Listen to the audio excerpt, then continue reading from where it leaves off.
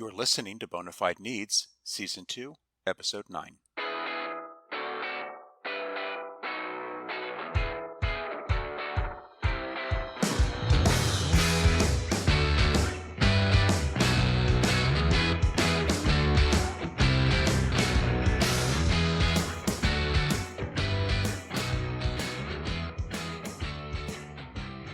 Hi, welcome back to Bona Fide Needs. I'm Bill Olver, Managing Editor of PubK Group. As we approach the end of fiscal year 2023, Washington is once again facing down the prospect of a government shutdown at midnight on Saturday, September 30th, and there's a growing consensus among veteran Congress watchers that a shutdown is inevitable. Later in this episode, attorneys from Arnold and Porter will discuss how we got here, the chances for a last-minute resolution, how long a shutdown may last, and what contractors can do to weather the storm. But first, here are a few other stories that we're following. The Office of Information and Regulatory Affairs has been meeting with industry stakeholders to obtain their input on regulations that will implement the Department of Defense's Cybersecurity Maturity Model Certification Program. So far, the communications have been one way, as government officials are accepting feedback from industry, but without providing any insight into the upcoming rulemaking. DoD submitted the CMMC rule to the White House in July, with publication expected in November or December. Members of the House Veteran Affairs Committee have questioned VA's use of waivers to Buy American requirements. The Office of Management and Budget requires agencies to justify their use of waivers when certain products or materials are not available domestically. However, lawmakers found that information posted online about the VA's waivers is vague and includes few details about VA's market research.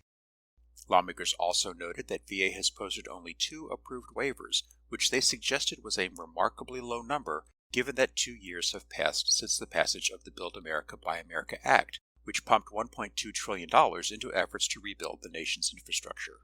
They also noted that VA's information hadn't been updated in 6 months. In a letter to VA, lawmakers asked the department to provide any documentation about its waiver requests and any evidence that VA has increased domestic sourcing in its procurement contracts.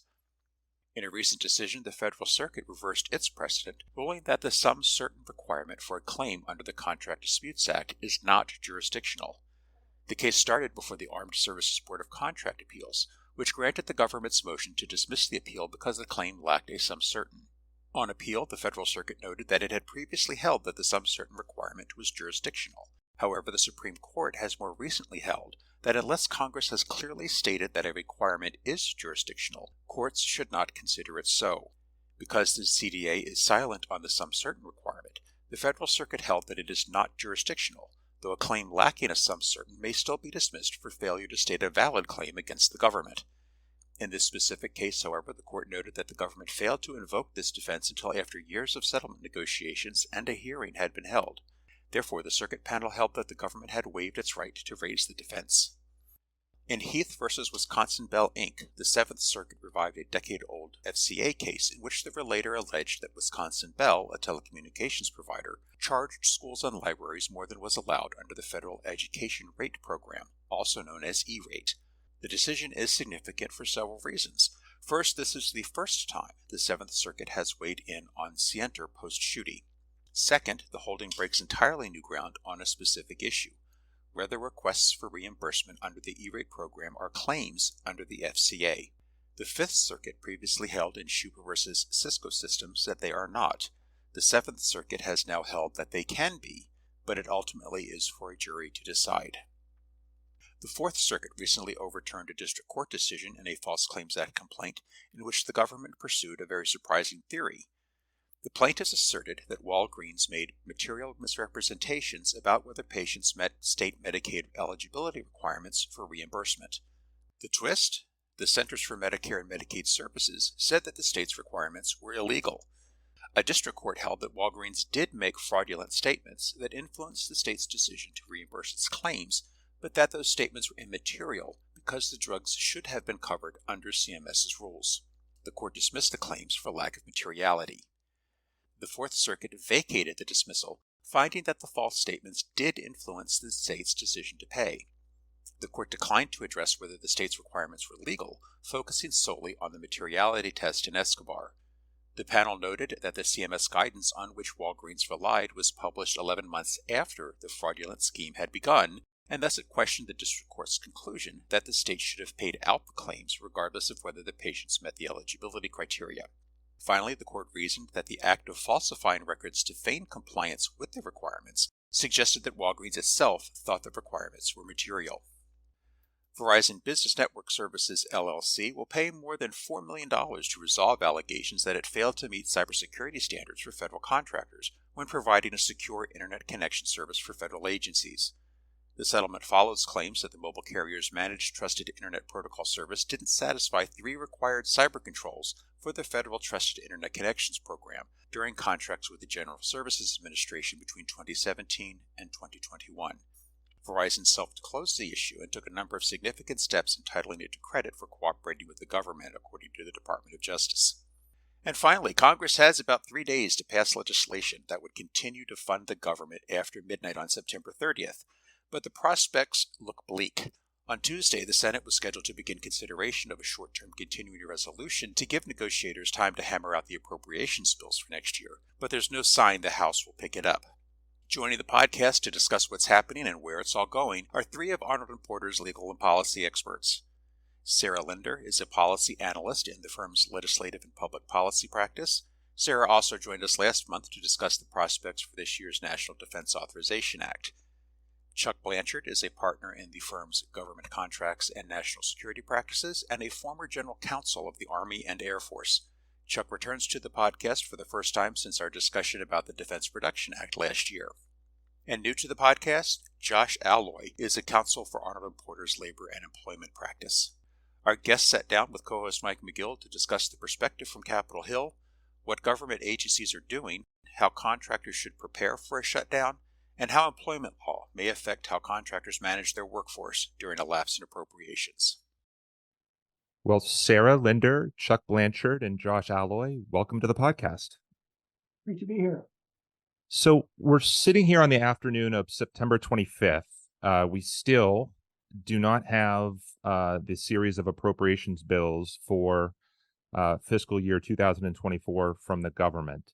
And so today we're going to cover from a number of different angles the implications for contractors of what we're going to call a government shutdown, really a lapse in appropriations. The government doesn't shut down in full, but the anticipated lapse in appropriations. So perhaps, Sara, we'll start with the legislative angle. What will be happening on Capitol Hill this week? Again, we're waiting for appropriations bill. We've got this fight in Congress. What do you expect is going to be happening on Capitol Hill? And can you provide some insights into the state of play right now? Sure. Thanks, Mike.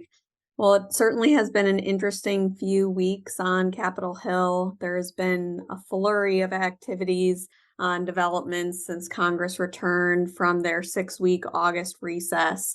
Kicking things off, we saw last Sunday on September 17th, the House Republicans put forth a month-long continuing resolution proposal that had been negotiated by different factions within the Republican caucus that included a number of Republican priorities, including deeper funding cuts to most non-defense programs, with a few exceptions. But we saw really quickly within the release of that proposal that it wasn't going to have the support necessary, that magic 218 number, to pass in the House. So with that being said, House leadership pivoted from their attempt to pass a continuing resolution last week and resumed consideration of moving individual appropriation bills. Last week, we saw the attempt and failing twice to advance the FY 2024 appropriations defense bill, which is something that was blocked by members of their own party and often is something that is politically more easy to get across the House floor. So it was certainly significant and just demonstrated the inter-party disputes that are ongoing on the House side. So after that vote failed for a second time on Thursday, the House adjourned for the weekend, and they are expected to return tomorrow, Tuesday, the 26th, which only really leaves a handful of days to avert a government shutdown. As it relates to the plans for this week, the House is planning to revisit considering individual standalone bills of appropriations for Department of Homeland Security, Department of Defense, Agriculture, and also the State and Foreign Operations bill.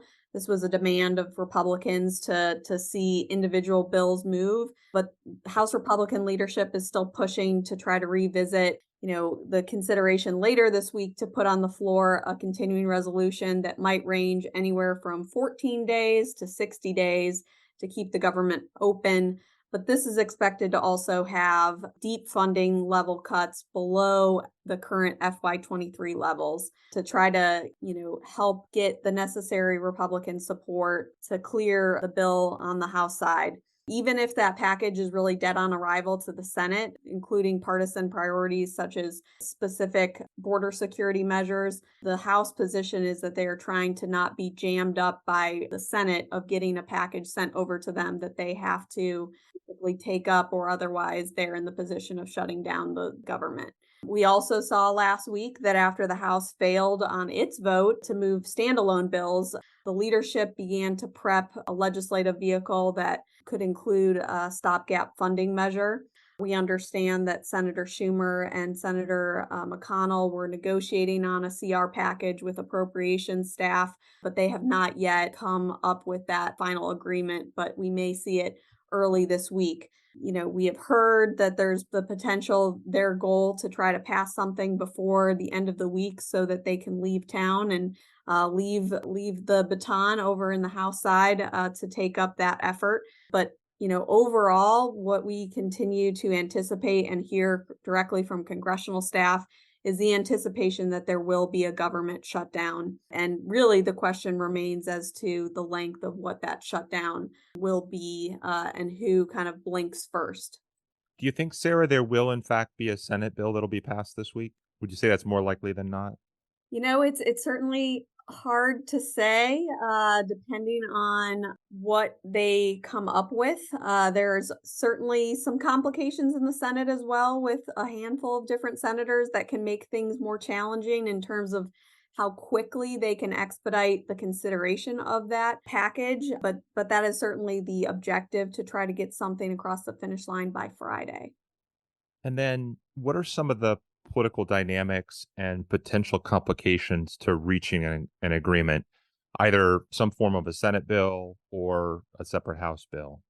Well, there are many to speak of, but certainly, one of the things that really began to cause concern over the likelihood of a standoff this fall on government funding was after the debt ceiling agreement was finalized this spring. Members of the House Freedom Caucus were very displeased with the agreement that the Speaker and the White House had reached on the debt ceiling funding level top line numbers, and the fact that it was passed with assistance from Democratic votes. So there are factions of the Republican caucus that are pushing not only for much deeper spending cuts to rein in funding levels below the debt ceiling agreed upon levels, but then there's also additional complications as it relates to members that are opposed to additional funding for Ukraine. There is the Biden supplemental request for disaster relief funding. And of course, a key priority for House Republicans is seeing border security elements included in some package, some of which are definitely very partisan and would not be well received to pass in the Senate. When the House returned in August, Speaker McCarthy also announced the kickoff of an impeachment inquiry into President Biden. This intensifies political dynamics in Congress, given that most folks in D.C. recognize that ultimately a deal will require cooperation from both parties with a Democratic-controlled Senate. And of course, there's very little wiggle room with a narrow Republican majority in the House. There's also on the table threats to oust Speaker McCarthy if he makes a deal with Democrats for not meeting specific funding conditions that they have outlined. And so that complicates all the bipartisan talks that are ongoing amongst moderate House Democrats and Republicans, including vulnerable Republicans in Biden-won districts that would like to see some alternative stopgap package and don't want to be blamed for a government shutdown. So it'll certainly be an interesting week this week, and there's no shortage of different challenges both in the House and the Senate. So say we get to next week, we do have a shutdown, we do have a lapse in appropriations, and recognizing this is an unfair question, but just to look forward, how do you think things might play out in Congress at that point? And then what comes next and what might happen for the remainder of the year? Well, there are certainly some hardline positions of certain members in the House, that particularly Republicans, that believe that they will be able to successfully extract policy and funding concessions in the event of a shutdown, and may continue to hold out for a matter of, a few weeks. However, we've seen in prior shutdowns that public opinion of who is to blame for a shutdown certainly does influence those dynamics during the 2013 and the 2018 shutdowns. But there's also, adding to it, the political pressure that they'll start to see from federal employees and military personnel and those that are impacted by not receiving pay during a government shutdown, just how that will hopefully have cooler minds prevail to reach some agreement. I think that there's a possibility that we could be heading for a shutdown that could last, longer than the weekend. It certainly could be upward of a week or more. And ultimately, they may pass a continuing resolution that is extremely short, heading into just mid-November or December, in which we could be facing a second standoff if they're not able to reach agreement on the omnibus appropriation spending for all the other 12 spending bills. There's pretty stark differences between where the House is and the Senate is. And just as a reminder, one of the things that's top of mind for appropriations members is that the debt ceiling legislation put in place a mechanism that would enact across the board 1% spending cuts if Congress doesn't enact all their appropriation bills by January 1st of 2024. So this is something that would affect both defense and non-defense, something that each side has a stake in avoiding. Usually the real deadlines for Congress all play out right before the holidays. Republicans are adamant that they are trying not to have a huge omnibus spending package year end, but the precedent has certainly been trending that way over the last several appropriation cycles. Of that's how they have been able to get their work completed. Great. Thanks, Sarah. So would you peg, in terms, again, another unfair question, but in terms of the likelihood that there is a deal this week to avoid a shutdown, would you say that's 10, 20%, very low odds at this point? I would put it in the single digits. In single digits. And then do you have a sense, assume then it sounds likely we're going to have a shutdown, which is the sense in town. What would you say, again, won't hold you to this, but what's the likelihood that it lasts for more than, say, 3 weeks?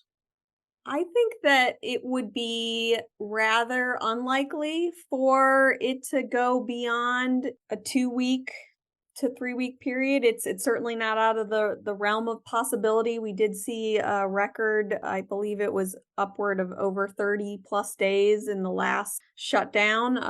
But when there are a number of constituents and military personnel and employees who are not receiving pay in multiple pay periods, that certainly does have a political impact, as well as other economic impacts that will result from a shutdown that will put increasing pressure the longer it goes for Congress to reach some agreement, even if that is a very, very short-term continuing resolution to reopen the government. Great. Thanks, Sarah. And Chuck, I know that you have experience. You served as the general counsel of the Air Force during multiple government shutdowns. So would appreciate your perspective from that experience on what's happening right now within the government. How are agencies within the Department of Defense, civilian agencies, what's your sense of how they're preparing for the shutdown? Well, I think right now the main issue is planning in really two different aspects of it. One is trying to figure out who will continue to work without pay, who are essential workers. And in DoD, every military member will continue to serve. They will not go home. So they have the great honor of being essential, but the great disadvantage of not being paid. And most political employees, because of the odd way our statutes set our salary, we will also continue to serve. And then it's usually a hodgepodge of other career people as well. And it really is trying to make sure that we can do the bare essentials. It's really largely a political decision as well as a legal one, because on one hand, you want to make sure the government continues to operate. On the other hand, having a large number of people showing up in the office and a lot of people in the Pentagon parking lot does not look good. So when I was there, we erred, if anything, on the side of leanness rather than having more people there. And again, we have an advantage the EPA doesn't have. We have people who are in uniform who are expected to serve regardless. The other aspect of it, besides the people part, is trying to identify what message to send to contractors. Because as most people know, most contracts already have obligated money. And so just because there's a shutdown doesn't mean that the obligated money can't be spent. So for a lot of contractors, they're, who have an obligation and they can continue to work the next few weeks using already obligated funds, can continue to operate. The challenge is that other folks may very well have, be nearing their obligation and they'll need to be told to stop work. Also, that there are some folks that may have lots of obligated funds, but their job is to embed their employees to assist, for example, ID departments at the Pentagon or food service at the Pentagon. And then when there's no one there to call the help desk, and if there's no one there eating in the Pentagon cafeterias, even though the money is already obligated, it makes no sense to spend that money. And so those folks may very well get stop work. So there's a really detailed analysis for each contract as to which contracts are going to be told to stop work and which ones will continue to move forward.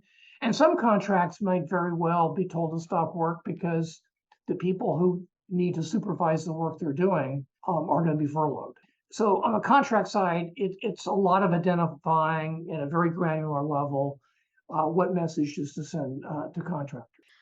The other issue that's getting lost in all this is in the Pentagon, there's a concept called new starts, which are new weapon systems or new programs. And for the last year, the DoD's been working to put this in the appropriation bills. They were anticipating the potentially starting a new program in October. So they've been doing some preliminary work. And one consequence of a delay of even passing the appropriations bill, even if there's a continuing resolution, is that these new starts don't get started.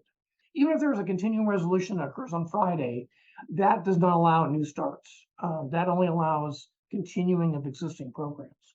So the other kind of planning that's going to be moving forward is one, identifying the must-have new starts so that they can be included in any continuing resolution or any compromise. And I'm sure those conversations are already occurring. And second of all, doing the worst case analysis of what will occur if this does not happen. That's really interesting, Chuck, to hear you explain the analysis that goes on within the government on a contract by contract basis, because it really dovetails nicely, I think, with the advice that we provide to contractors, which is generally going to be to focus, if you really boil it down, on two questions. Are you contractually required to continue performing? And if so, are you able operationally to continue performing? And if the answer is yes, then generally contractors are expected to and should continue performing absent unusual circumstances. But then as it does on the government side, that requires a contract by contract and maybe in some cases a contract line item or CLIN by CLIN analysis to figure that out. And so with respect to the first question, whether performance is required, you'd assess, has performance been authorized and has it been funded? So for fixed price contracts, that's generally going to be relatively straightforward. For cost reimbursement and flexibly priced contracts, you're going to look at, well, was it funded? And then has that funding been exhausted? If the funding is exhausted and the contractors complied with its notice requirements and the government's declined to provide additional funding, then normally performance is not required and would be at the contractor's risk. Now, there's nuances to that, but that's going to be the general rule. You also would say, are you required to perform? Another question you'd ask is, has the government issued a formal stop work order from the contracting officer that's authorized to issue that order for the contracted issue? And Chuck, you explained sort of some of the things that go into that decision, and they're planning right now as to whether they're going to issue that orders. And then generally, contractors shouldn't assume that informal direction is a stop work order. They should look for formal stop work orders from an authorized contracting officer. Don't assume that statements from a program manager or a program team are enforceable necessarily against the government without more. And then don't assume, depending on how long this lasts, assuming there's a shutdown, don't assume that a temporary lapse in payments under your contract, that's a funded contract, but just for administrative issues because there's furlough or there's an issue with the electronic systems, that payment is short. Don't assume that that is a de facto stop work order or an excuse to stop performing. And then the second question, again, whether performance is possible. And so you look at contractors are going to be looking at things like, do they need access to government facilities to perform services or to deliver products that are owed to the government? Do they need government employees to be on the job so they can provide the services to them? It's a service to government employees. If the government employees are furloughed, can they still perform the work? Are they still needed? Do you need government employees to participate in some aspect of the work or overseeing it, like testing or demonstration? Do you need authorization, formal, informal, to proceed between phases of a statement of work or a performance work statement? You may be required to perform, but the shutdown may hinder your ability to perform. And so that's another issue that contractors are going to look at on a case-by-case basis. And Chuck, to send it back to you, because again, this is how the government's operations directly affect the contractors' operations and what they're allowed to do and what they're expected to do. In addition to what we've already talked about, do you see any other likely impacts of the shutdown on the operations at the Department of Defense and other agencies?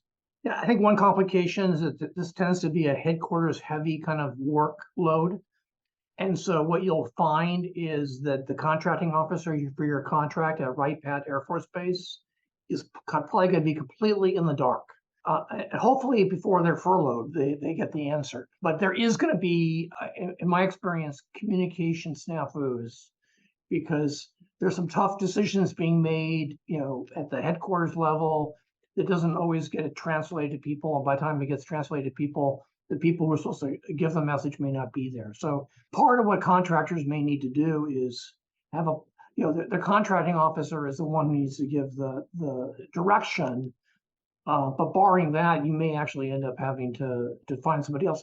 One advice I would give to people is try to get some direction right now, but understand that your contracting officer might very well be in the dark. Now, the government's been through this enough that they probably have a pretty good idea how they're going to handle it, but that's going to be a challenge. I think one big impact can be on stuff that you don't really think about. But for example, every Sunday or Saturday at football games, people expect Air Force planes to fly over. Mm-hmm. It's just sort of part of the American tradition. That's going to stop. There may very well be recruiting efforts that are underway. They're going to stop. The national parks are likely going to be stopped. And then there's some very complicated issues that deal with some of our military depots. So some of those depots are funded by a working capital fund. So they, for a while, will probably have more funds available because of the way they're funded. And so at some point, they may be continuing to work, which means a lot of people who support the depots might continue to get work. But over time, contract funding will lapse, and also at some point, the government may want to reprioritize within contracts from one CLIN to another, and that may occur.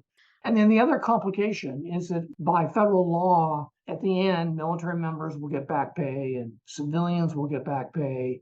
Contractors are not guaranteed of getting back pay. In fact, there's no legal entitlement. So absent action by Congress, and given how hostile some members of Congress are to this whole activity, contractors may end who are asked to perform for national security reasons or for emergency reasons to show up, provide employees, even though they don't have appropriations. They may very well find themselves not getting reimbursed.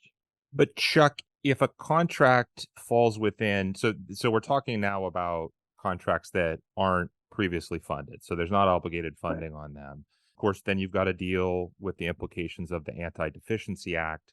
Of course, the department has guidance and is authorized to enter into new obligations for accepted service. So basically commit the government to a narrow scope of accepted services. And so your sense is if the department commits to those contracts, though, those within, as long as that is followed and they're authorized by a contracting officer or someone else that's authorized, that those are enforceable contracts. Federal employees who are furloughed, so they're not working, will get paid. Contractors whose appropriations have lapsed, who go home and don't have income, have no guarantee of income. That's what I'm talking about. Right. And that's a great point, especially if the funding, if it's a fixed price contract and that increases the costs, then you're dependent on a request for equitable adjustment to cover those additional costs.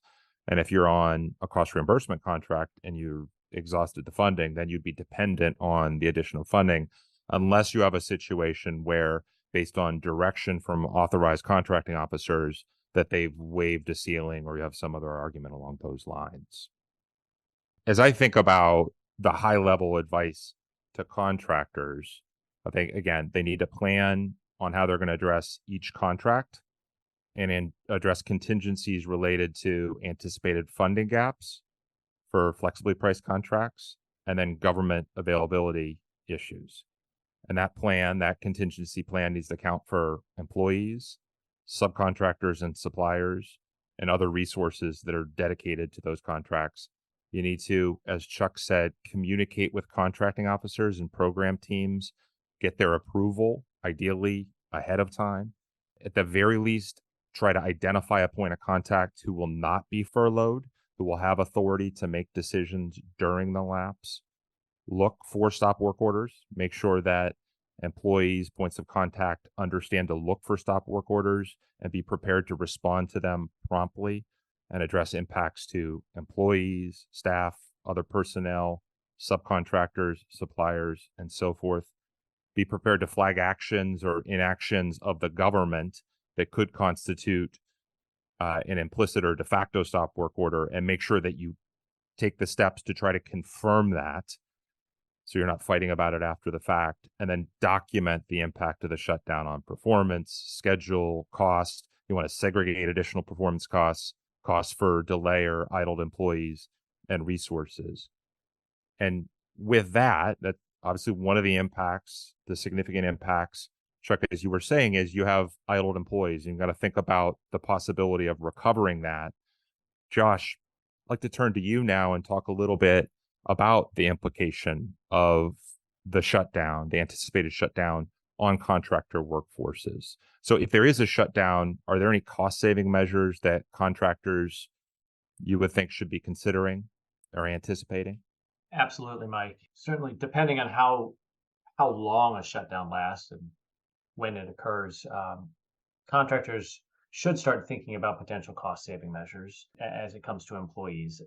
And this is particularly true, I think, as you've noted, if there's a stop work order, or if the government has stopped providing funding under a particular contract, if government facilities are closed down where a contractor is performing its work, or if there's some other reason why the contractor can't perform its work under its contract. It's going to have to do something about employees who typically they're paying, who suddenly don't have work to do. And so there are a variety of cost-saving measures, from sort of the very basic to the more extreme, that companies should be considering. They should be trying to think through these possible measures ahead of time and planning for some of them. They need to make sure that they're going to comply with federal and state wage and hour laws. Department of Labor has some regulations and guidance when it comes to some of these issues, particularly wage and hour issues, as well as furloughs, which we've mentioned. One of the simplest measures that a contractor, most contractors, are going to be looking into is there something else we can be doing with employees on a contract where they can't perform work under that contract? Is there another contract that might still be ongoing that is not subject to a stop work order where we can transfer those employees? Do we have work not under a government contract that we can shift some of these workers over so that we're still getting the use of their time on something that we know we're going to get paid for and we can afford to keep paying employees for. Furloughs, I've been hearing that term for many years, unfortunately, and for at least 10 years of threatened and actual shutdowns. Easier said than done. I'm going to sort of talk about two categories of workers: non-exempt hourly workers. These are employees who are entitled to overtime under the Fair Labor Standards Act and state law. For these employees, you can put them on a furlough. You can stop their work and their pay at any time. There are really very few wage hour laws that would come into play there. They can be furloughed on a partial day basis. So, working half days, they can be furloughed on a single day basis or an extended basis. Where it becomes tricky is for exempt employees. These are salaried workers who are exempt from overtime. Typically, they can only be furloughed for entire work weeks. That is because an exempt employee must be paid their entire salary if they perform any work in a work week. So if I show up to work and work an hour on a Monday, even if I'm furloughed the next day for the remainder of the week, if my work week is Monday through Sunday, I need to be paid my full weekly salary that week. So if you're going to furlough exempt workers, you want to try to time it so that they are furloughed for an entire work week. You also want to make sure that employees, whether they're exempt or non-exempt, aren't performing any work during a furlough period, because that can also trigger problems. So for a non-exempt hourly worker, you just have to pay them for whatever time they spend working. So if they're on a furlough and for some reason they need to respond to emails or do some other work, you have to pay them for that time, but that time may be 15 minutes or an hour or however long it is. For an exempt worker, if they do any work during the furlough period, well, we're right back into you owe them their full weekly salary. So I think to address that, some companies are particularly cautious and will cut off access to company systems, to email, in addition to sending out notices to employees that if you're on a furlough, you absolutely under no circumstances can you perform any work. Take that extra measure of cutting them off so they can't be emailing. If they have a company phone, temporarily take away the phone or prevent access to it. Don't forget, if an employee is on furlough for an extended period of time, it may trigger their right to unemployment benefits. It's a state-by-state issue. It also could trigger loss of benefits under health insurance. You might have to send them a COBRA notice. Again, it will depend on how long they're actually out on furlough, as well as the terms of your benefit plan. Sort of taking a step back from furloughs, you can reduce pay on a going forward basis. Certainly for non-exempt employees, you can generally schedule them at whatever hours you want to schedule them or at whatever rate of pay, subject to some legal requirements. So you can reduce pay. You can also reduce hours for non-exempt employees. For exempt workers, again, it's a little trickier.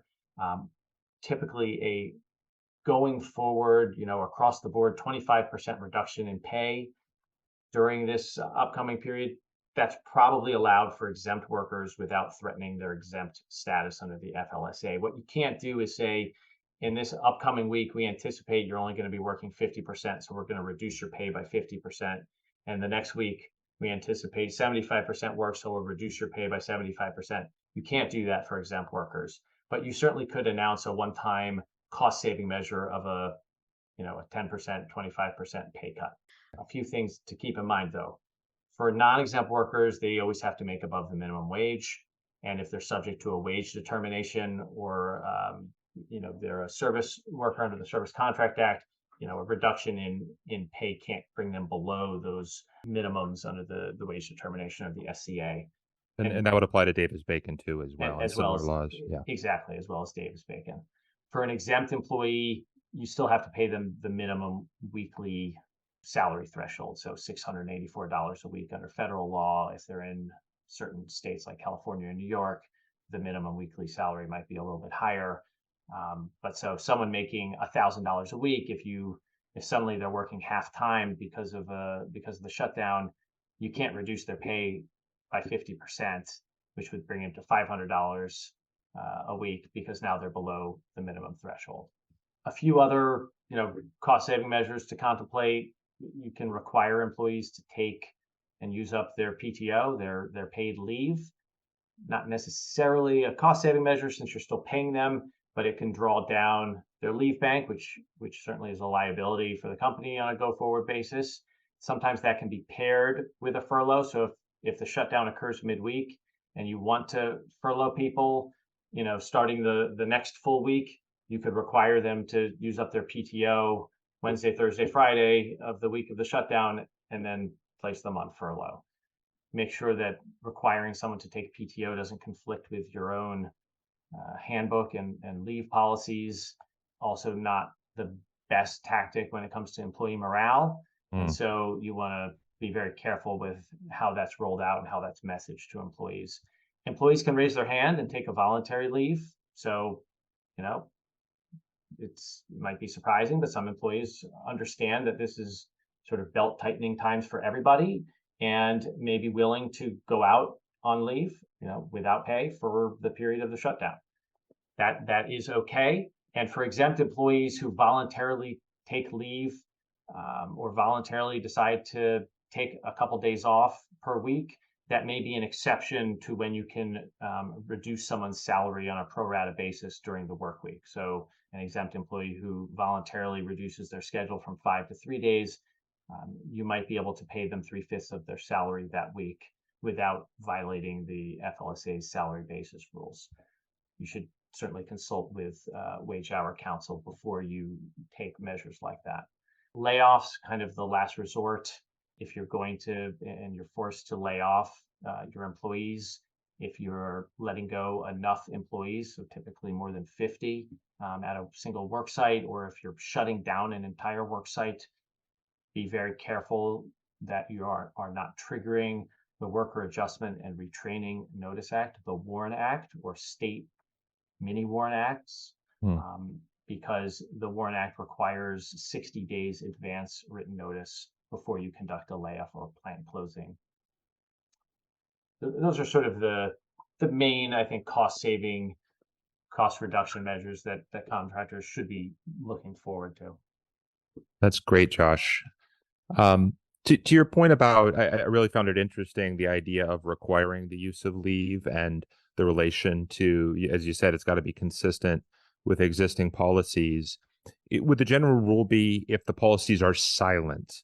So it doesn't say whether the employer can or cannot ask or insist that employees use available paid time off, that the default would be if it's silent, they can do so, or would it be the opposite?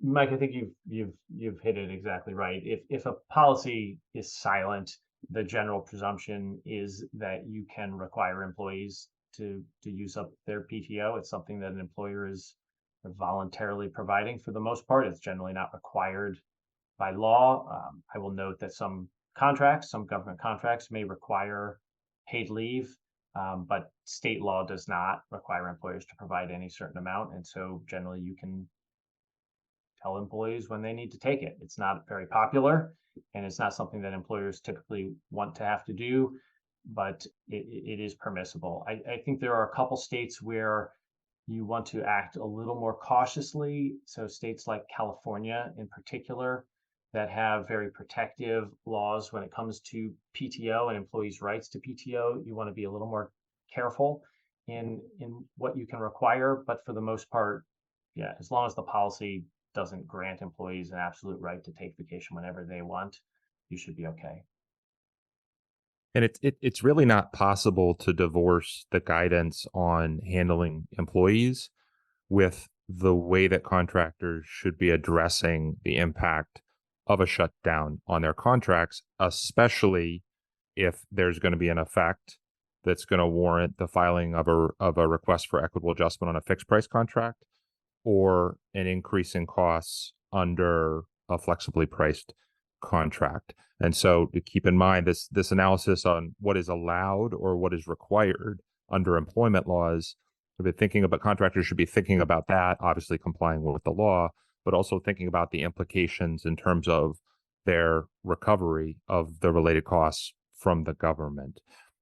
And so, Josh, obviously you've covered a lot of the applicable employment laws already, but are there other employment law issues that contractors should be thinking about in the event of this anticipated shutdown? Yeah, a few others sort of come to mind. One is if you're going to be conducting layoffs or furloughs or reductions in pay or hours, just like with any other employment decision, you want to make sure that you are following internal policies and practices, and you are analyzing and making sure that there is not a disparate impact on any particular protected category of employees. So, in other words, you shouldn't only be furloughing the men or the women or the older workers. You want to make sure that your employment decisions are neutral and based on legitimate business reasons and not age, race, sex, or any other protected characteristic. The second is, there's sort of a few government systems that kind of get shut down when there's a shutdown. So one is security clearance processing typically is delayed or even halted. So keep that in mind if you're actually still hiring, notwithstanding the shutdown, or you need to go through security clearance processes. Same with employment verification. So the E-Verify system for new hires is typically offline during shutdowns. That does not mean that you don't have to comply with verifying an employee's I-9 the old-fashioned way. And so even if E-Verify is down, you still need to go through that sort of by hand verification of the I-9s. Also can't be done remotely anymore either. There used to be an exception during the pandemic. I-9s need to be verified in person if you're not using E-Verify. The other is just, I say, heightened risk of sort of False Claims Act or whistleblower type claims. There may be billing and payment issues that come up as a result of everything that's going on with the shutdown and scrambling to figure out what's funded, what isn't funded. It could lead to a rise in whistleblower type claims, and you want to be cognizant of that and promptly remedy, sort of any discrepancies or issues that may arise when it comes to payments to the government or funding issues. Yeah, especially if you've got disgruntled employees that aren't getting paid, and then for some reason there's a mischarging to the government. I imagine that would be an issue that could get flagged.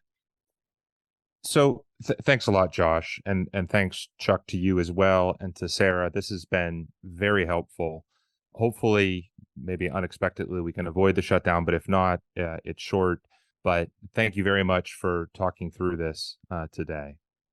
Thanks, Mike. It's been a pleasure. Thanks, Mike. Bill here again. Thanks to Sarah, Chuck, Josh, and Mike for joining me today and for their timely insights and advice for contractors. Like you, we'll be following events on Capitol Hill to see what follows between now and September 30th and beyond. And that's it for this episode of Bona Fide Needs.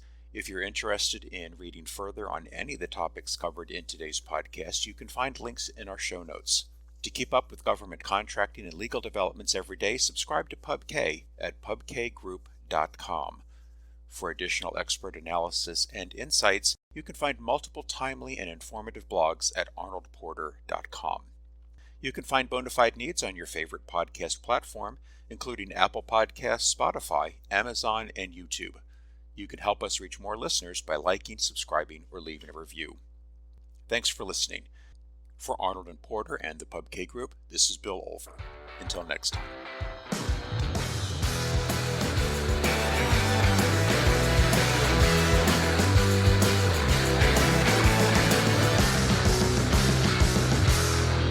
Bona Fide Needs is a joint production of and copyright Arnold and Porter, providing legal advice and thought leadership for government contractors, and the PubK Group, publisher of daily news and insights for government contractors and their counsel.